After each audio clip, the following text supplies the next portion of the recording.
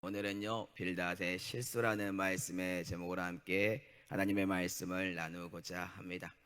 우리는 어제 빌닷이 욥과 대화하는 장면을 통하여서 인과응보적인 자기의 결론적인 그 마음속에 하나님의 말씀, 자기가 가지고 있는 그 주관적으로 잣대를 내고 악을 행하는 사람들은 이런 고난을 받을 수밖에 없다.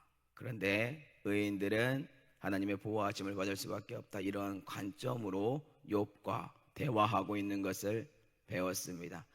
자, 그렇다면 기본적으로 이 당시의 배경이 언제일까요? 이 당시의 배경은요, 아브라함 시대, 그 족장 시대라고 봅니다. 이유는 욥이요, 자기 자녀들을 위하여 직접 번제를 드렸기 때문에 족장 시대로 봅니다. 이 이야기를 하는 이유는 이것입니다.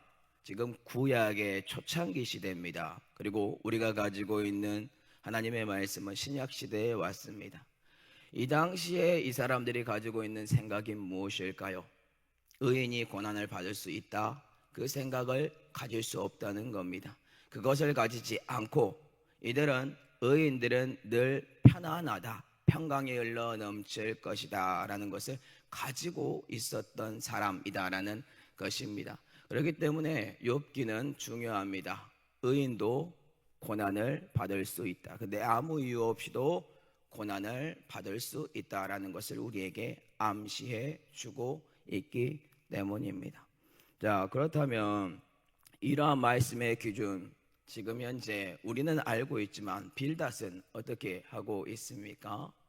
빌닷은 계속해서 인과응보적인 그 말씀의 중심으로 상대방을 정죄하는 데 쓰고 있습니다. 욥, 너는 악을 범했기 때문에 이 고난을 받고 있어 라는 것을 계속해서 지금 간접적으로 드러내고 있다라는 뜻입니다. 자, 이거를 쉽게 한번 설명을 해보도록 하겠습니다. 오늘날에도 이렇게 상처를 주는 분들이 있기 때문에 한번 고민해 보셨으면 좋겠어요. 새벽 예배에 잘 나오는 신실한 부부가 있습니다. 그분들이 교회에 왔다가 집에 돌아가는 길에 교통사고를 당했습니다. 그래서 아내 되는 권사님은 사망하였고 남편은 다리가 마비가 왔습니다. 자, 친구들이 왔네요. 친구들이 와서 함께 맨 처음에는 위로를 해줍니다. 그런데 갑자기 하나님의 말씀을 들이밀면서 자, 의인에게는 평탄할 건데 너는 지금 죄를 범했기 때문에, 은밀한 죄를 범했기 때문에 권사님은 죽었을 거야. 공 심은 데 공 나고 팥 심은 데 팥 날 거야. 그러면서 이렇게 정죄 판단하는 기준으로 하나님의 말씀을 가져온다면 어떻게 할까요? 그 친구 밀어내고 싶겠죠. 지금 빌닷이 그렇게 행동을 하고 있다는 것입니다. 안타까운 겁니다. 왜 그런지 알려드릴게요. 오늘 본문을 보잖아요. 너무나 적나라하게, 만약에 앞부분 내용을 모른다, 사단과 하나님의 쑥덕거렸던 그 천상의 내용도 모르고 뒷부분의 내용도 모르고 이 한 장만 그냥 가지고 왔다라고 했을 때 여러분들은 어떻게 될까요? 초신자들은 어떻게 될까요?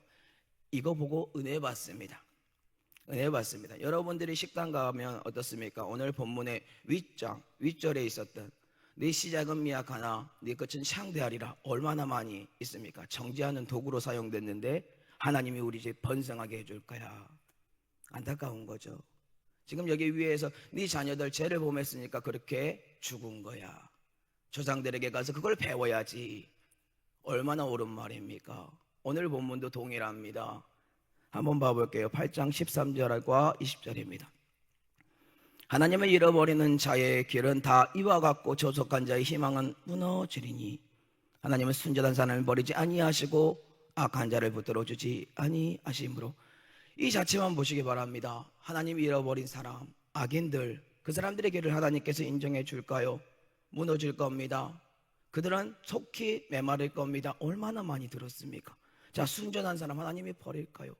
의인들을 버릴까요? 그 사람들과 함께 합니다. 그리고 그 악한 자 붙들어주지 않는다.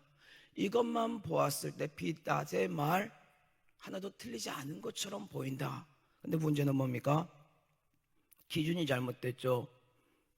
욥을 악인이다 라고 이미 확증을 해놓고 그 다음에 그 말씀으로 쏘아붙이면서 가슴에 핏을 꽂고 있다라는 거예요. 이러한 실수와 오류를 범하고 있다라는 것입니다.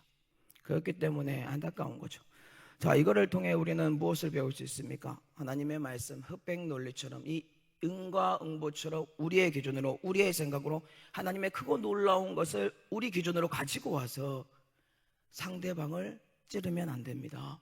좌우의 날성검이 있는 그 말씀이 상처가 되게 하면 안 된다라는 것이겠죠.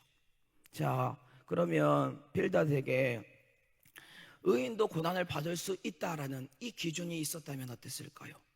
지혜가 있었다면 어땠을까요?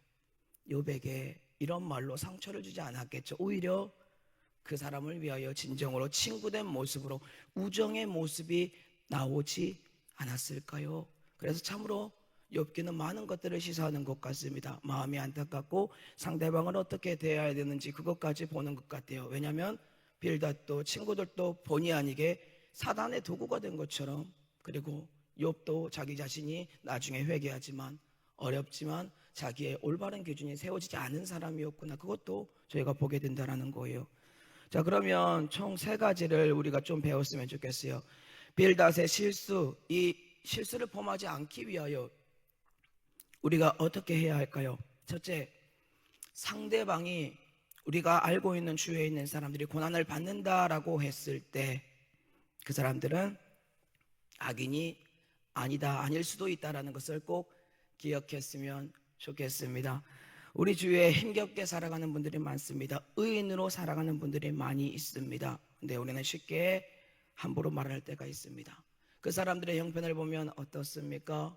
갑작스럽게 교통사고를 당할 수도 있고, 그 몸이 연약해져서 암이 생길 수도 있고, 우리가 모르는 갖가지 여러 가지 자녀들의 문제들이 생길 수도 있습니다. 그때 성도 여러분들은 어떻게 하실 겁니까? 기도해 주시면 됩니다. 그들에게 너희가 죄를 범했으니까 의인에게는 여호와께서 인정하시나 너희는 악인이기 때문에 그러한 일이 벌어졌어라는 오류에 범하지 않았으면 좋겠습니다. 왜냐하면 우리가 가지고 있는 이 관점 속에서 신약까지 왔다면 이제는 고난이 2가지로 나눠지는 것을 알 수 있는데요. 베드로전서 2장 20절을 한번 가지고 와봤습니다. 죄가 있어 매를 맞고 참으면 무슨 칭찬이 있으리요? 그러나 선을 행함으로 고난을 받고 참으면 이는 하나님 앞에 아름다우니라. 정말로 그 사람이 죄를 범함으로 말미암아 고난을 당했고 매를 맞고 있다면 하나님께 맡기시기 바랍니다. 우리는 그를 사랑해야 됩니다. 하나님께 맡기시기 바랍니다. 그런데 선을 행하고 있는데 고난이 찾아왔다, 아름답대요. 하나님께서 함께 하심으로 그 사람을 보호해 줄 겁니다. 우리는 이러한 관점을, 구약에 멈춰 있는 관점이 아니라 신약에 있는 관점을 가지고 와서 우리에게 적용을 해야 지금 빌닷이 저지르고 있는 이 실수를 범하지 않을 줄로 믿습니다. 이것을 꼭 가지고 가셨으면 좋겠습니다. 자, 빌닷이 보인 실수 범하지 않기 위한 방법, 2번째 방법은 또 무엇이 있을까요? 네, 상대방을 존중하는 것에 있습니다. 상대방을 존중하면 어떻게 할까요? 입술을 제어합니다. 그리고 입술을 제어하는 것은 지혜가 있는 사람들의 모습이다라는 뜻입니다. 잠언 10장 19절을 보도록 하겠습니다. 말이 많으면 허물을 면하기 어려우나 그 입술을 제어하는 자는 지혜가 있느니라. 분명히 빌닷은요, 친구 욥을 맨 처음에 위로하기 위해 왔어요. 그가 맨 처음에 7일 동안 함께했고 위로했어요.